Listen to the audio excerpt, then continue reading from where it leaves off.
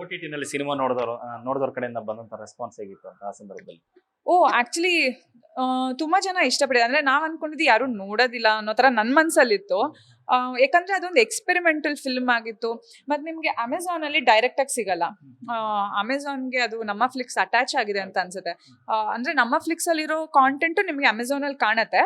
But again it is a paid ಏನೋ ಆ ತರ ಇದೆ. You have to pay to watch that film ಹಂಗೆ. ಸೊ ನನ್ಗೊಂದ್ ಸ್ವಲ್ಪ ಡೌಟ್ ಇತ್ತು ನೋಡ್ತಾರ. ಯಾಕಂದ್ರೆ ನಮ್ಮ ಫ್ಲಿಕ್ಸ್ ಕೂಡ ಆ ಪ್ಲಾಟ್ಫಾರ್ಮ್ ಅವಾಗಷ್ಟೇ ಬರ್ತಾ ಇದ್ದಿದ್ದಂಥದ್ದು. ಸೊ ಆ ಒಂದು ಡೌಟ್ ಇತ್ತು. ಬಟ್ ಸುಮಾರು ಜನ ನೋಡಿದ್ರು ಅಂದ್ರೆ ನನ್ನ ಸರ್ಕಲ್ ಅಲ್ಲಿ. ಹಾಗೆ ಐ ಥಿಂಕ್ ಏರ್ಲೈನ್ಸ್ ಅಲ್ಲೆಲ್ಲ ಪ್ಲೇ ಆಗ್ತಿತ್ತು ಅನ್ಸುತ್ತೆ.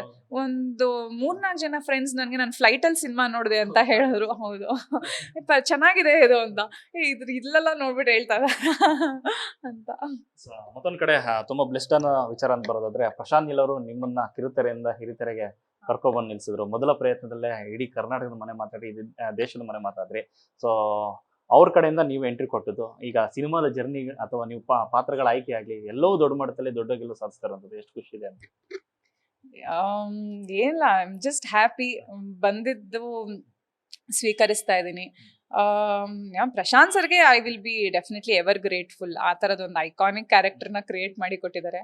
ಅದ್ರ ಜೊತೆನಲ್ಲಿ ಇವಾಗ ಏನು ಡೌಟ್ಸ್ ಇದ್ರೂ ನಾನು ಐ ವಿಲ್ ಕನ್ಸಲ್ಟ್ ಹಿಮ್. ಯಾ ಅಂದ್ರೆ ಅಂಡ್ ಹೀ ಈಸ್ ಅವೈಲಬಲ್. ಅದು that is the biggest thing. ಯಾಕಂದ್ರೆ ಆಬ್ವಿಯಸ್ಲಿ ಅಂದ್ರೆ ಆಸ್ ಅ ಪರ್ಸನ್ ಈಸ್ ಅಂದ್ರೆ ಏನು ಸ್ಟಾರ್ಡಮ್ ಬಂತು ಸಿನಿಮಾಯಿಂದ ಆ ಥರ ವ್ಯಕ್ತಿನೇ ಅಲ್ಲ.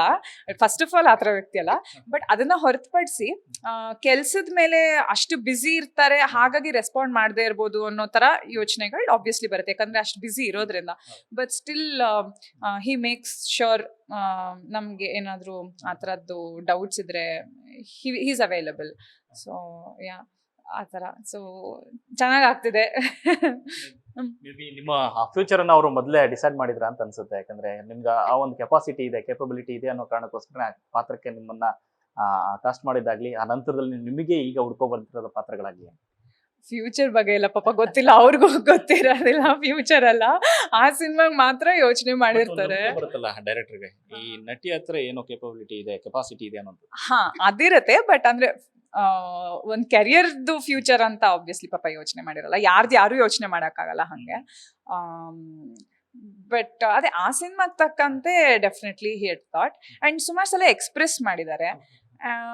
ಅದ್ ನನಗೆ ಅಂತಲ್ಲ, ಇವತ್ತು ನೀವು ಸಲಾರ್ ಆರ್ಟಿಸ್ಟ್ ನ ಕೇಳಿದ್ರು ಅಷ್ಟೇನೆ, ನೆಕ್ಸ್ಟ್ ಬೇರೆ ಅವ್ರದ್ದು ಕೇಳಿದ್ರು ಅವ್ರಂತೂ like he pampers his artist. ನಾವು ಇಷ್ಟೇ ಮಾಡಿದ್ರು ಅವ್ರು ಇಷ್ಟ ಹೇಳ್ತಾರೆ. ಇಷ್ಟ ಹೇಳಿದ್ ನಾವು ಉಬ್ಬಿ ನಾವ್ ಇನ್ನು ಖುಷಿನಲ್ಲಿ ಇನ್ನೂ ಚೆನ್ನಾಗಿ ಪರ್ಫಾರ್ಮ್ ಮಾಡೋ ತರ, ಅಂದ್ರೆ ಆ ವಾತಾವರಣನ ಹಾಗಿಟ್ಕೋತಾರ ಅವರು. ಸೊ ಆ ವಿಷಯದಲ್ಲಿ ಡೆಫಿನೆಟ್ಲಿ ಹೌದು.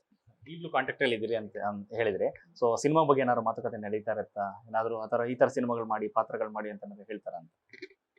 ಅಂದ್ರೆ ನಾನು ಅದು ಹೆಂಗೆ ಹೇಳಿ, ಹೇಳಿದ್ದೆ ಸರ್ಗೆ. ಅಂದ್ರೆ ಈ ತರ ಬ್ರ್ಯಾಂಡ್ ಆಗ್ಬಿಡಿದೆ ನೀವು ಕೊಟ್ಟ ಕೊಡುಗೆ ಅವನ ವೆರಿ ಲೈಟರ್ ನೋಟ್. ಈ ತರ ಹಿಂಗಾಗಿದೆ. ಬಟ್ ನನ್ಗೆ ಏನ್ ಮಾಡ್ಬೇಕು ಗೊತ್ತಾಗ್ತಿಲ್ಲ ಅಂತ ಪಾಪ ತುಂಬಾ ಪೇಷಂಟ್ ಆಗಿ ಅಂದ್ರೆ ಕ್ಷೇತ್ರಪತಿ ಟೈಮಲ್ಲೇನೆ ಸಲಾರ್ದು ಮ್ಯೂಸಿಕ್ ಆಗ್ತಿತ್ತು. ಸಲಾರ್ದೇನಾ ಹೌದಾ ಅನ್ಸತ್ತೆ. ಮ್ಯೂಸಿಕ್ ಆಗ್ತಿತ್ತು. ನಮ್ದು ಕೂಡ ಕ್ಷೇತ್ರಪತಿ ಅಲ್ಲೇ ಆಗಿದ್ದಲ್ವಾ, ಬಸ್ರೂರ್ ಅವ್ರ ಆಫೀಸಲ್ಲಿ ಸ್ಟುಡಿಯೋನಲ್ಲಿ ಆಗಿದ್ದು. ಸೊ ಅಲ್ಲಿ ಸಿಕ್ಕಿದಾಗ ಸುಮಾರು ಹೊತ್ತು ಮಾತಾಡಿದ್ದು. ಆದ್ಮೇಲೆ ರೀಸೆಂಟ್ ಆಗಿ ನನ್ನ ತೆಲುಗು ಸಿನಿಮಾ ಬಂತು. ಅದ್ರದ್ದು ಯಾವ ಸಿನಿಮಾಗೂ ನಾನು ಅಷ್ಟು ಯೋಚನೆ ಮಾಡಿರ್ಲಿಲ್ಲ. 3 ದಿವಸ ಫುಲ್ ತಲೆ ಎಲ್ಲ ಗೊಬ್ಬರ ಮಾಡಿ, ಬೇರೆಯವ್ರದ್ದು ಗೊಬ್ಬರ ಮಾಡಿ, ಅದ್ರಲ್ಲಿ ಪ್ರಶಾಂತ್ ಸರ್ದು ಅವ್ರ ಹತ್ರನೂ ಮಾತಾಡಿದ್ದೆ. ಸುಮಾರು ಹೊತ್ತು ಮಾತಾಡಿದ್ದೆ. ಸೊ ಯಾ ಅವರ ಇನ್ಪುಟ್ ಇರುತ್ತೆ. ಅಂದ್ರೆ ನಾನಾಗಿ ನಾನೇ ಕೇಳಿದಾಗ obviously I think for every artist that he has worked with, he is there to guide.